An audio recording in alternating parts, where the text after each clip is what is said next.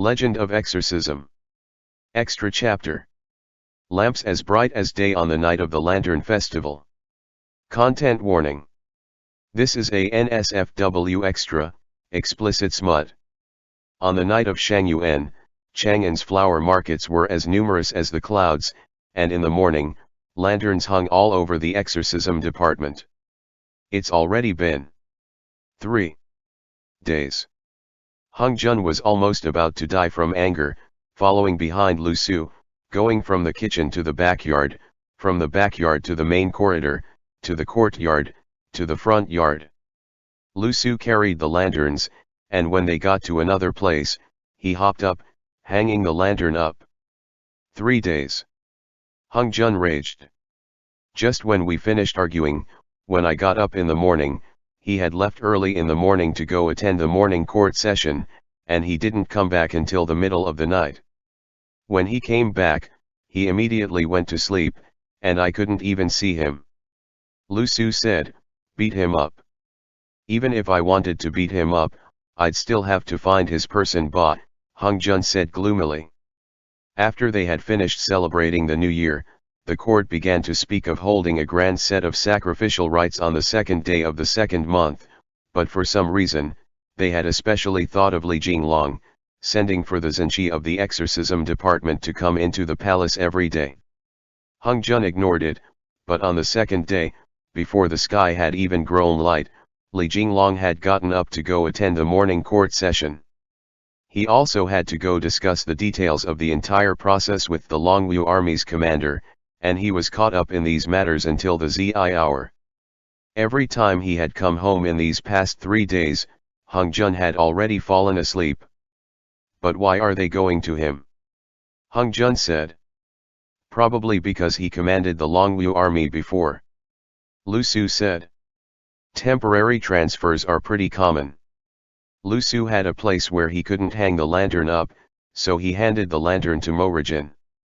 When Morajin stood and lifted his hand, he could just manage to hook it on the eaves of the roof, and he smiled towards Hung Jun. Now that we're talking about it, that new set of armor that Zhenqi got is really pretty good. Hung Jun replied, I haven't even seen it yet. Lu Su said expressionlessly, wearing that is probably pretty cumbersome for fighting a war. Since it's for ceremonial use, what use can it even have? Morajin was clearly very jealous of the Longwu army's outfits. Of course, the exorcism department's blue-black embroidered robes also looked very good, but it lacked a little touch of something shiny. Qiu Yongxi then proposed that they have a set of bright silver light armor made for every one of them, or a set of silver vambraces and a soft helm, to be worn as accessories to the exorcism department's martial robes. As soon as Li Jinglong heard that, his head hurt. Money, money, money, they wanted money again. A set of pure silver armor that would go over the martial robes, no matter if it was absent of all carvings and used a small amount of silver, still wouldn't be cheap. Hung Jun said helplessly, all right, I hope he'll remember to celebrate the holiday with us today. That's a given, Morajin pinched Hung Jun's face as he spoke. If he forgot, then we'll go disturb him together. Li Jinglong definitely knew that Hung Jun was very angry. Clearly they slept in the same place, but he hadn't seen his face for 3 whole days. What kind of a farce was this? After a while more, someone came from the judiciary department and said to Hung Jun, Zhenqi wants Hung Jun to wait in front of the eastern gate at the Mao hour, to go stroll through the flower markets. Hung Jun originally wasn't willing to go, and when he heard this, he nursed a belly full of rage. He said to that person, tell him that I'm going back to Yejin Palace. I'm not going. When everyone heard this, they knew that things were very serious, and they hurried to mollify Hung Jun, who could only sit down, still filled with rage, to wait at home. He waited and waited, but Li Jinglong didn't come back. When the noon hour came, the markets had already opened on the streets, and they could go out to wander the streets. The judiciary department sent someone else over, who said, Zhenqi said, please don't, I'm coming back immediately. Yes, yes, yes, Morajin said. Please don't. Hung Jun sat in the hall drinking tea, and he said angrily, "I'm leaving." "Please don't," everyone said at once. If Hung Jun ran back to his parents' home, and in a while Li Jinglong followed behind him, ignoring the fact that going to Yejin Palace was a long, arduous journey. If he couldn't climb up there, then Li Jinglong would still have to come back to rally his supporting troops, and none of them wanted to accompany Li Jinglong in climbing a mountain to find his wife. That person took a trip back to the palace, and said, "Zhenji said that he'll definitely make up for his crimes, he knows."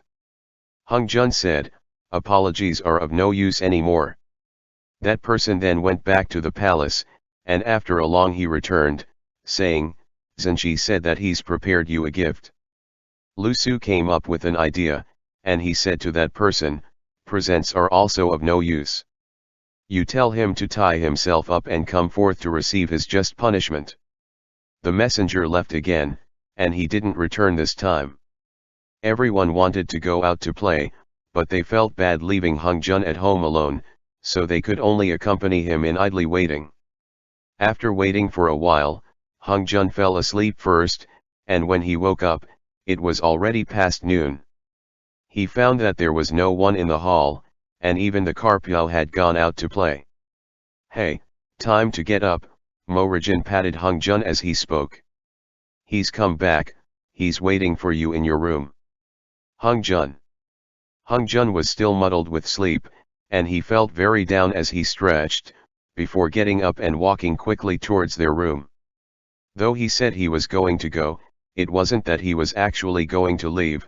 His anger from their argument 3 days ago had long since dissipated, and when he thought about it, Li Jinglong was also working hard. When he got to the outside of the room, he suddenly heard heavy breathing coming from inside the room. Hung Jun pulled open the door, and just as he was about to start causing trouble for him, his blood suddenly rushed to his head, and he almost lost his balance. Li Jinglong was currently in the room, having returned who knows when. He had a black cloth tied around his eyes, and over his blue-black martial robes was tied a rope, which strained against his perfect, well-proportioned physique. His hands were tied behind his back, and his legs were spread in a kneeling position as he faced the entrance. He tilted his head slightly, breathing deeply. Hung Jun's breath got stuck. Li Jinglong showed a hint of an almost invisible smile. "Is this enough of an apology?" Hung Jun went forward, and Li Jinglong turned his head up slightly. Hung Jun originally thought, "Who tied you up?"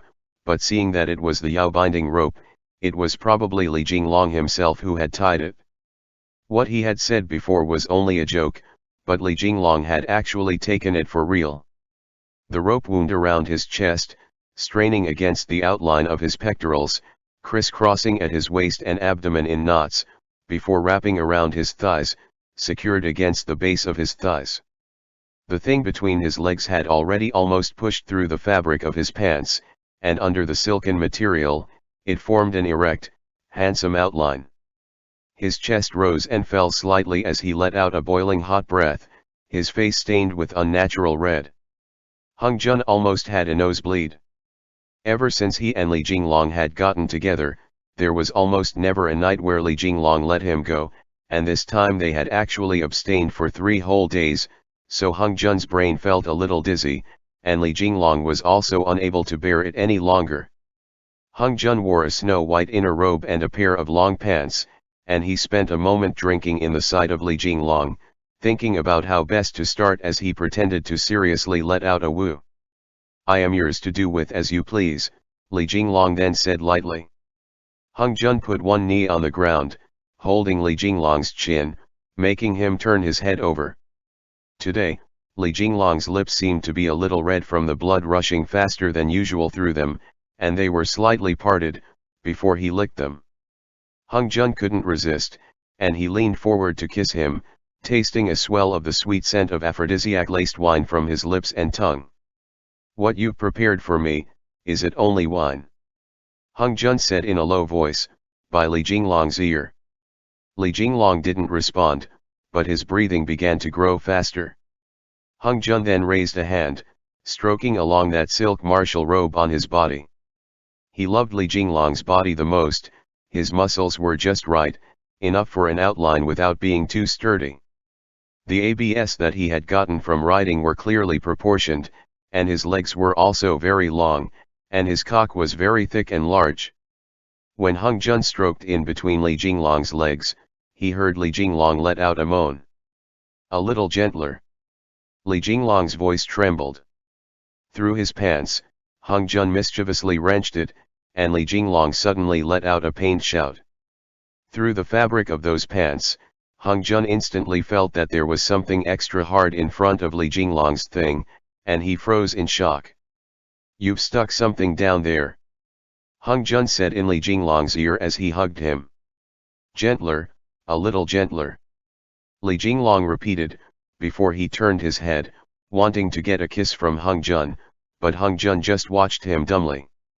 His eyes were blinded by the black cloth, and this Li Jinglong that was uncertain and uneasy seemed to be a completely different person than the usual him, which instantly awoke some beast-like instinct deep within Hung Jun's heart. He reached out a hand and pulled aside the martial robe underneath the ropes, first revealing his chest, before lightly lapping at the hard beans on Li Jinglong's chest. He applied a light suction, and Li Jinglong's neck quickly grew sweaty. The droplets slid along his collarbones and downwards as his breathing grew even more rapid. Hung Jun pulled aside Li Jinglong's martial robes that exposed a sliver of chest, revealing those smooth, beautiful pecs, before kissing along down his abs. Li Jinglong knelt as he trembled non-stop, his legs opened even wider as he did his best to straighten up, hoping that Hung Jun would help him undo his shackles down there as quickly as he could. In those martial pants, that awe-inspiring thing had already become so erect it was on the verge of exploding. Li Jinglong hadn't tied a belt around his waist either, and as soon Hung Jun tugged it apart slightly, he revealed that one chi-long huge rod. Hung Jun couldn't hold it all in one hand, and as he felt along in front, he found that on Li Jinglong's cock, in the front was stuck a jade hairpin. Hung Jun. The head of that jade hairpin stuck out, and the body of the hairpin was immersed in his urethra, stuck deeply in Li Jinglong's body. Around the head of the hairpin was tied a red string, winding downwards, firmly wrapping around his dragon rod, passing over its base, twining around his balls, where it was tied into a knot. As soon as Hung Jun stroked his dick, Li Jinglong couldn't stop panting. His entire body emitted the light scent of arousal brought on by that aphrodisiac wine, and as it mixed with that light manly scent of sweat, Hung Jun almost couldn't resist the urge to immediately straddle him. The jade hairpin was inserted deeply into his urethra, evidently giving him a great deal of stimulation, and Li Jinglong's huge cock was already leaking water, turning the entire rod wet and slippery, almost as if they didn't need any sort of lube. Hung Jun stroked over it, and his entire hand grew wet and slippery as well. Li Jinglong asked, "Can you let me come?" Hung Jun hugged Li Jinglong around the shoulders, grasping that jade hairpin in one hand as he said quietly, "No, you can only come inside me." And saying this, he drew the jade hairpin out a little. Li Jinglong's body instantly stiffened, and he let out low moans and harsh breaths as he arched his body. With this strength, the lines of his abdomen grew even more clear-cut. "Does it feel good?" Hung Jun said by Li Jinglong's ear, and Li Jinglong's lips couldn't stop trembling. He was already a little dazed as he did his best to tighten up that large cock, restraining his almost uncontrollable climax. With the jade hairpin's slow progression outwards, a large amount of liquid flowed out as well, streaming down along that one chi-long huge rod, dripping onto the bed. Li Jinglong trembled as he panted wildly. Just when Hung Jun had almost pulled out the entire length of the jade hairpin, he slowly pushed it back in. This movement almost wholly broke Li Jinglong's control, and he immediately said, "Don't." But his hands were firmly tied, and though he struggled constantly, he could only lift up his chest and shrink the lower half of his body away, trying to avoid Hung Jun's movements, but Hung Jun mischievously followed his attempts to dodge, causing the jade hairpin to be stuck in even further.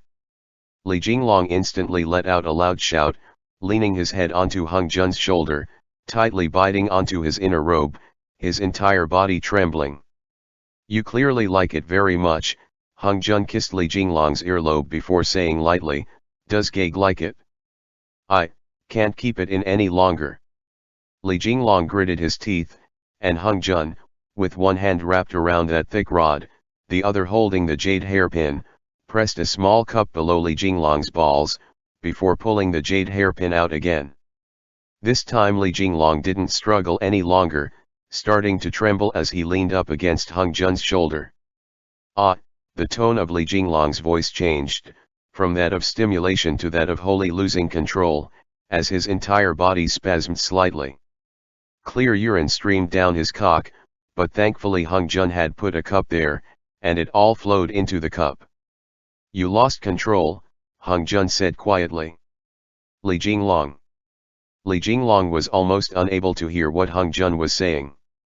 He abruptly calmed as his climax seemed to course through his body, and just at the instant that Hung Jun had completely pulled out the jade hairpin, his wits seemed to have been wholly undone, and all the muscles in his body tightened. Hung Jun pulled out the entirety of that jade hairpin, but just as Li Jinglong's urine was about to spurt out as he wholly lost control, Hung Jun used his finger to press against that hole, blocking his impending climax. After a long while, Li Jinglong finally began to slowly calm. He almost cried, and he turned his head as Hung Jun wrapped his arms around his neck, greedily exchanging kisses with him. "Are you satisfied now?" Li Jinglong panted. Hung Jun began to smile, before he took off his clothes, straddling Li Jinglong's waist as he worked hard to have him sink into himself, before beginning to slowly slide up and down. After this round of exercise, that dragon rod was as hard as metal, and when it went in too deep, Hung Jun could even feel its movements within his own body, as the two of them began to pant heavily. Li Jinglong's hands thrashed behind his back, and so Hung Jun gripped that Yao binding rope, untying it and letting it trail along the ground. Li Jinglong couldn't wait, and the instant that the rope was untied, he tore off his own clothes, before ripping off that blindfold. What he saw before his eyes was Hung Jun, his skin as white as jade, his entire body naked, his gaze unfocused as he sat with his back straight, enjoying this huge rod. Li Jinglong's hands embraced Hung Jun as he uncontrollably started to kiss him, pressing him down on the bed and wildly thrusting. Hung Jun immediately began to shout loudly, tightening his hold around Li Jinglong's shoulders, stroking the planes of his back.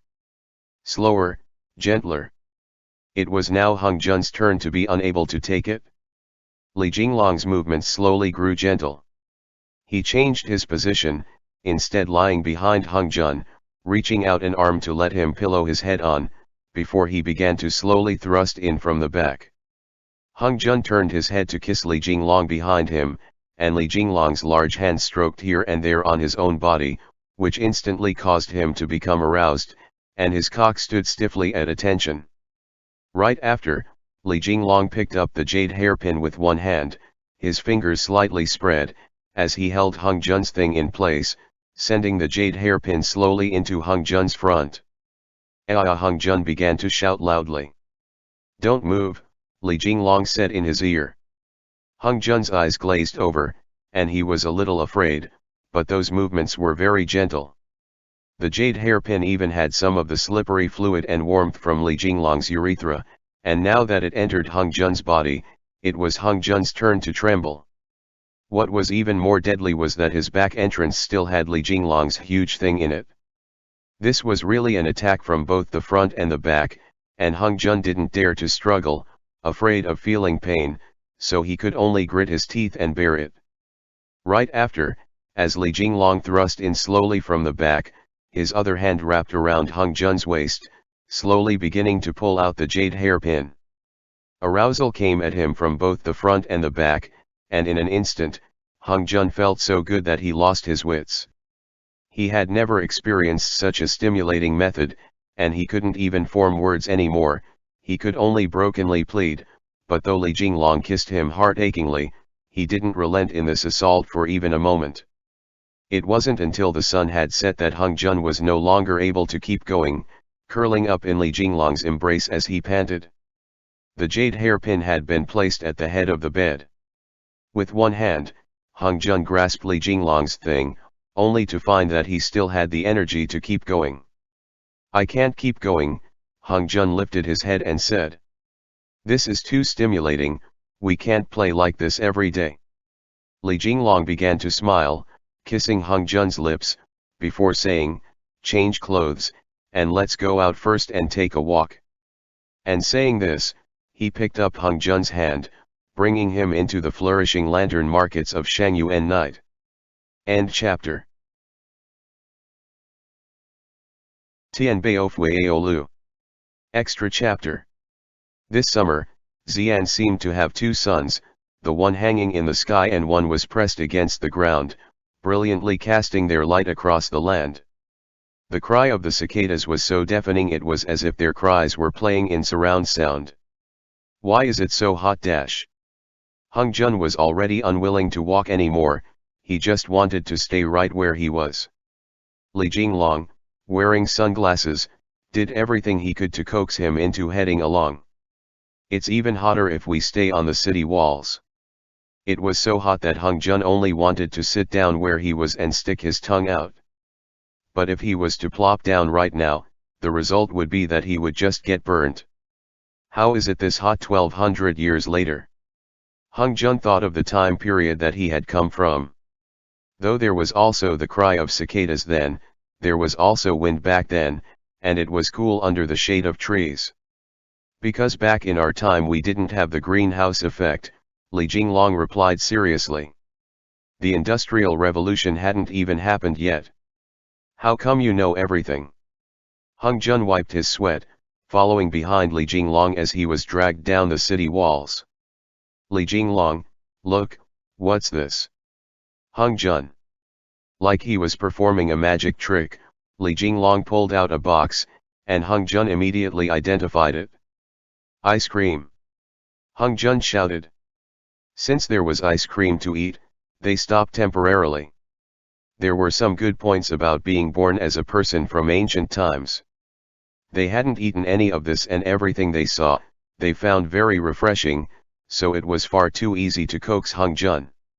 When they had come to this era, Li Jinglong had learned from Xiang Cheng beforehand, and Hung Jun wasn't like Chi Ziaduo, who wouldn't eat this brand or that brand of ice cream, was unwilling to walk when he went out because he wanted to take the car, and had been spoiled rotten. Wherever Hung Jun went, he felt that it was fun, aside from amusement parks. He really couldn't understand what was exciting about the roller coasters circling around and around, when clearly they could mount their swords and take people flying.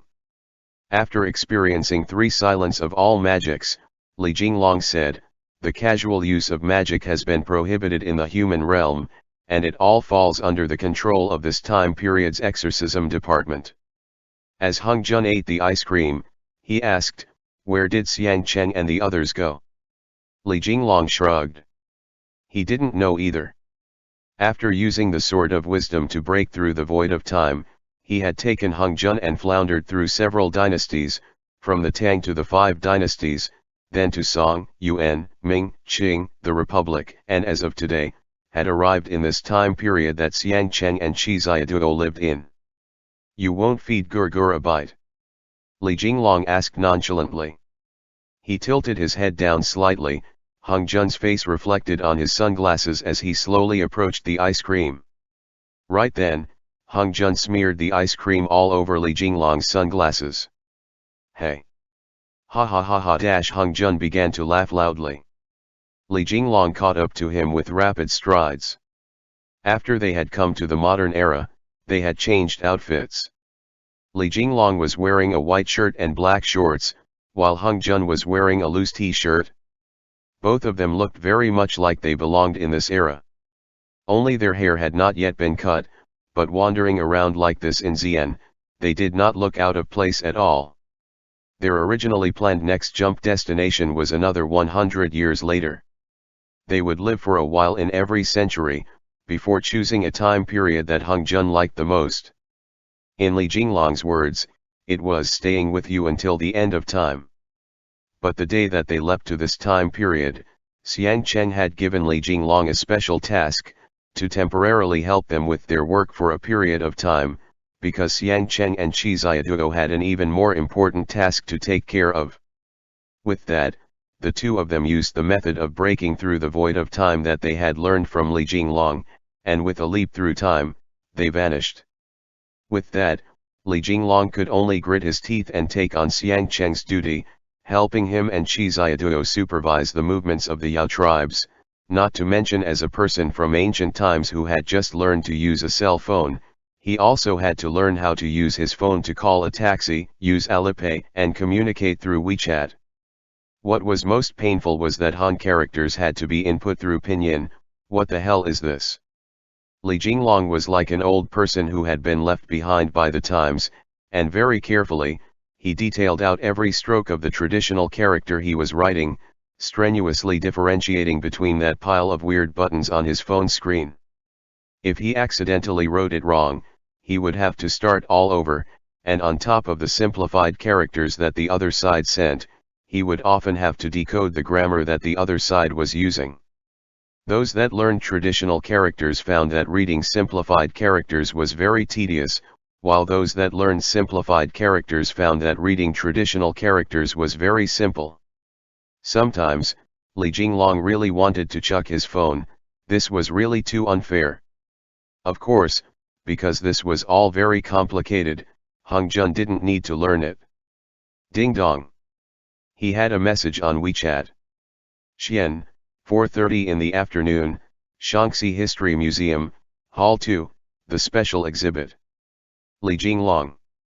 Those three Arabic numerals had Li Jinglong puzzled for a long while, and he could only grit his teeth and reply, "Got it," before adding an emoji face. "Why do you need to act cute?" Hung Jun asked. "I'm not acting cute," Li Jinglong argued. "Hung Jun, these yellow faces are all used to act cute with." Li Jinglong once again argued back.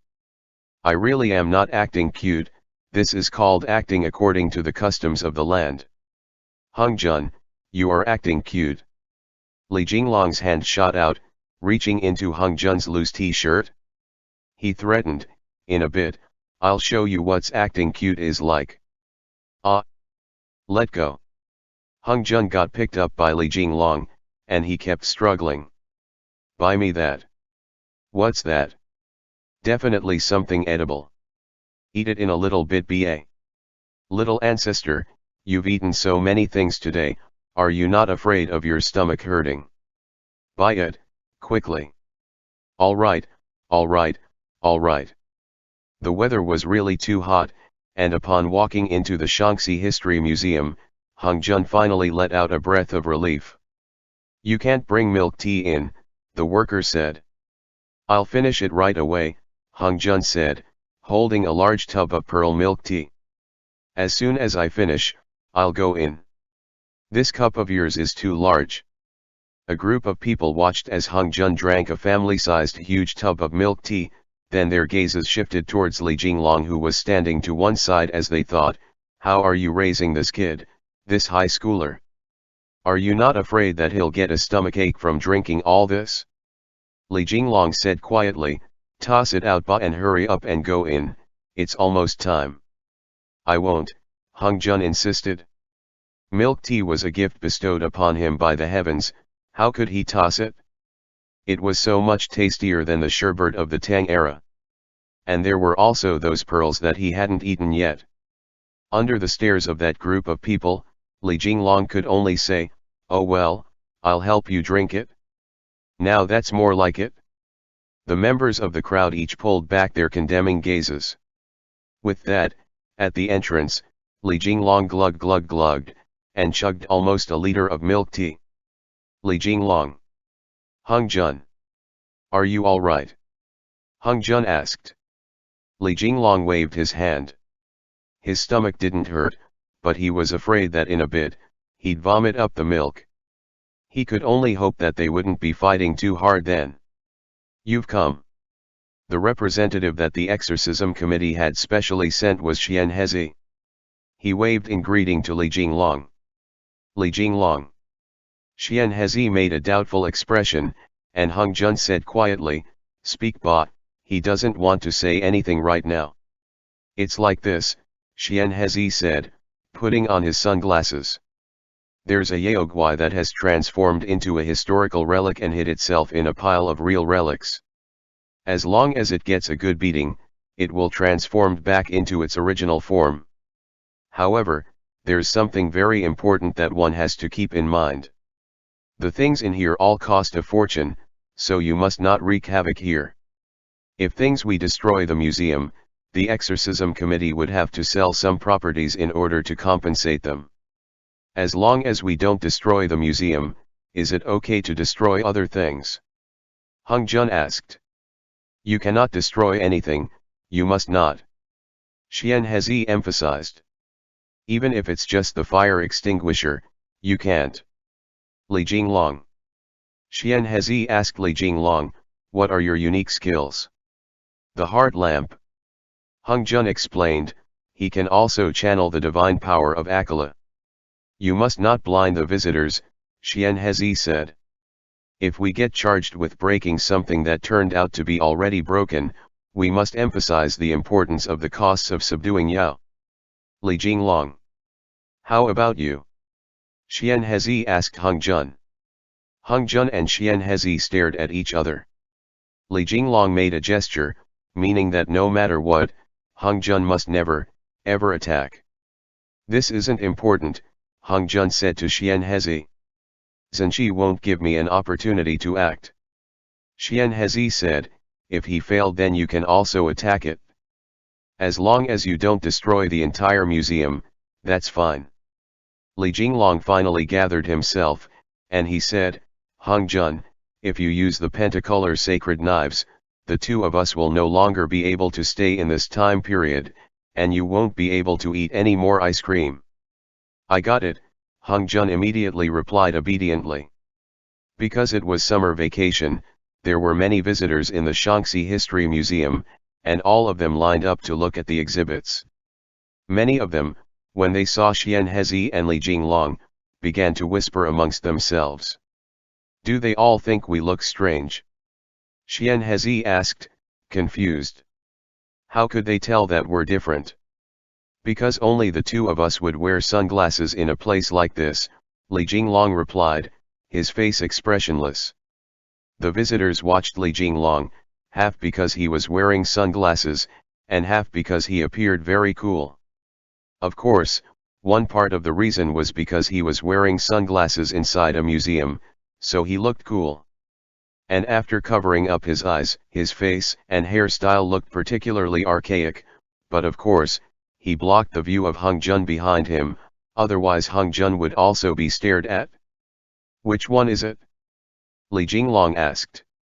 Xian Hezi shook his head, at a loss. The three of them lined up and entered the He family's village's special exhibition. Xian Hezi immediately reminded them, "This exhibit is the most expensive. No matter what, you must not. "Got it," Hung Jun said. "Li Jinglong, it doesn't look very expensive either. I thought it'd be at least the kind with a volume of Tianbao Fu Yao personally penned poetry. Isn't this our family's soy sauce dish?" Hung Jun asked. "How could it cost too much?" "Shh, Xian Hezi immediately said. "Wait a moment." Li Jinglong suddenly stopped in his tracks, standing in front of a jade dragon Ju. "Xian Hezi." "Li Jinglong, it's this one." "Hung Jun, it's very obvious. How could there have been this style of jade in the Tianbao era?" "Xian Hezi, how could you guys tell?" "Wait, you must not. Li Jinglong and Hung Jun said in unison, "Must not wreck our family's soy sauce dish, we get it." Li Jinglong pressed his hand gently on the glass of the exhibit. There was a bright flash of light. All of the visitors shouted at the same time, and Xian Hezi roared angrily, "I've gone blind."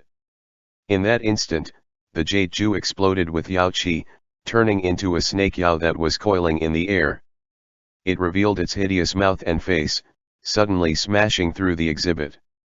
The glass of the exhibit was instantly shattered into tiny pieces, and it collapsed. When Xian Hezi recovered his vision, the first thing he saw was that Snake Yao not only smashing through the exhibit, but also toppling several others. The entirety of the Shaanxi History Museum began to ring with alarms, and the visitors all began to shout and scream. Li Jinglong and Hung Jun raised their hands at the same time, meaning, "It wasn't us who destroyed it, take note, it was the Yaoguai who did it." The Snake Yao smashed through the skylight, making its escape. Li Jinglong shouted, "Rise!"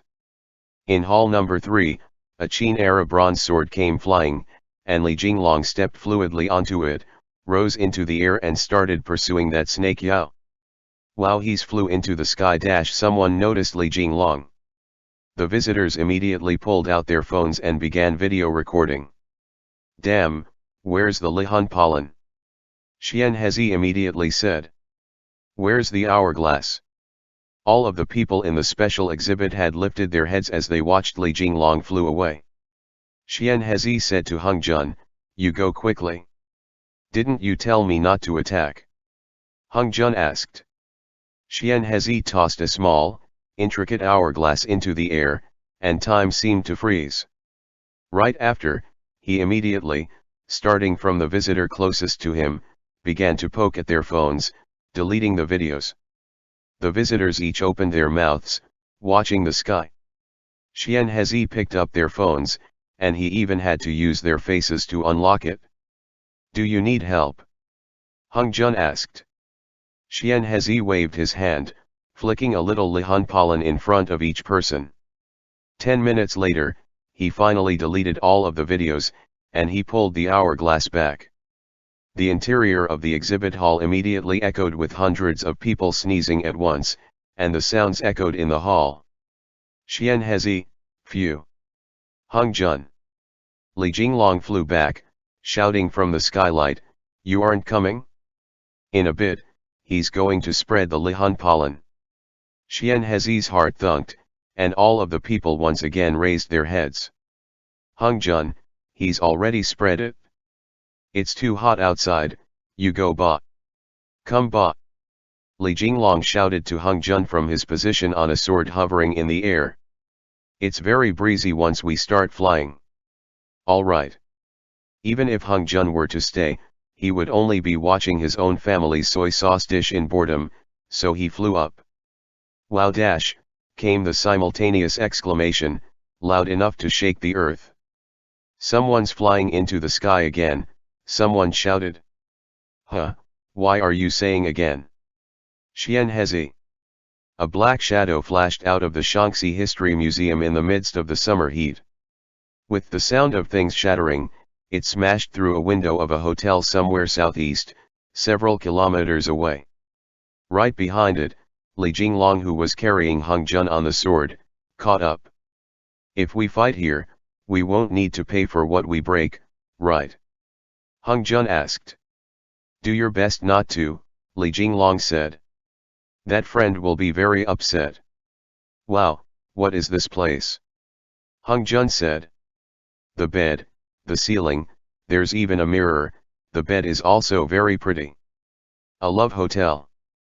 Li Jinglong said. "Stop stirring up trouble. Let's go, quickly. Let me take a look, what's this? Can I drink this?" Hung Jun reached out to take a drink on the table. "Let's get rid of the Yao first, and afterwards we can come back, and I'll play with you," Li Jinglong said. "It's running too fast." Hung Jun chased after that Snake Yao, which shot straight like an arrow through the hallway. Clearly, its cultivation was not high. You think of something. This was also the first time Li Jinglong had entered such a tall building. "Don't use the glaive, I'll go to the level below to intercept it." The maintenance staff member in the hallway saw Li Jinglong and Hung Jun rush out from one of the rooms, and they stopped in their tracks. "What is this?" Hung Jun asked. "Can it be used as a rake?" The maintenance staff. Hung Jun gestured at the thing in the maintenance staff's hands. "This is a vacuum cleaner, kid," the maintenance staff said. "Lend it to me for a sec." "Hey." Carrying the vacuum over his shoulder and the dustbin in his hand, Hung Jun went racing after it. That little snake was already flying too fast, and Li Jinglong almost caught it a few times, but he barely missed every time. With a sliding step, Li Jinglong rushed to the end of the hallway. The little snake once again dashed into a room, but Li Jinglong leapt into the air, and his hand was only a little bit away from its tail. Zinchi! Make way! Hung Jun lifted the vacuum, plugging it in like how the maintenance staff had, and he turned it up to the highest level, shouting, "Winds of the four directions, heed my orders." With a huge boom, a windstorm sprang into existence in the room. Hung Jun's magic instantly amplified the power of the vacuum by 1,000-fold, and the wild wind gusted strongly. Li Jinglong backed away to one side, and with a flip he landed behind Hung Jun. Instantly, the tornado roared into existence, and just as that snake leapt out of the window, it was sucked back in. With a shua, it was sucked into the vacuum cleaner, and right after, a bed flew towards them, blocking the inlet of the vacuum with a pen. Then the world fell silent. Li Jinglong pasted a talisman to the dustbin and it glowed with light. The snake Yao inside calmed down in an instant. After Xian Hezi had stopped time for a second time, deleted the videos, and spread the Lihun pollen, he finally finished cleaning up. Thankfully, it was already night, otherwise he would have had to disperse it on the entire way here. Huff, huff. Xian Hezi took the bin, some lingering fear in his heart as he nodded. Thanks. No need, Li Jinglong said. He had one hand wrapped around Hung Jun's shoulders, and as he hugged him, he turned and walked back. Remember to report to the Exorcism Academy once the school year starts, Xian Hezi reminded Li Jinglong. Li Jinglong didn't even turn his head back. He lifted his hand and saluted goodbye with 2 fingers. Understood, but isn't summer vacation not yet over? Now where are we going? Hung Jun asked. Li Jinglong brought him to the front desk of the hotel, and he casually slapped down the 2 identification cards that the exorcism committee had provided. I want to rent a couple's suite, Li Jinglong said earnestly. End chapter.